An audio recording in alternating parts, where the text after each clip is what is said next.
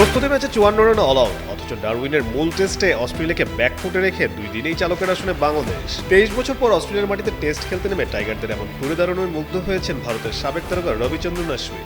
প্রথম দিনেই অস্ট্রেলিয়াকে 198 রানে গুটিয়ে দেন হাসান মাহমুদরা। ক্যারিয়ার সেরা বোলিংয়ে হাসান নেন 6 উইকেট। JBS holdings limited. এরপর ব্যাট হাতে তানজিদ তামিমের 101 রানের সেঞ্চুরিতে অস্ট্রেলিয়ার বিপক্ষে প্রথমবার তাদের মাটিতে টেস্ট সেঞ্চুরি পায় বাংলাদেশ। সব মিলিয়ে লিড দ্বারা 153 রানে। বাংলাদেশের এই বদলে যাওয়ার রূপ নিয়ে অশ্বিন লিখেছেন, প্রস্তুতি ম্যাচে 54 রানে অল আউট, সেখান থেকে প্রথম টেস্টের 2 দিনে আধিপত্য দেখানো। বাংলাদেশের এই ঘুরে দাঁড়ানো অসাধারণ। এই ফর্মেট দীর্ঘ সময় বেঁচে থাকুক। বাংলাদেশের লড়াইয়ে প্রশংসা করেছেন অস্ট্রেলিয়া ধারাভাষ্যকার কেরিও কিফো। দ্বিতীয় দিনে হ্যাজেলউড স্টার্করা 3 উইকেট তুলে চাপ তৈরি করলেও মিরাজ হাসানের জুটিতে সেই চাপ কাটিয়ে ওঠে বাংলাদেশ।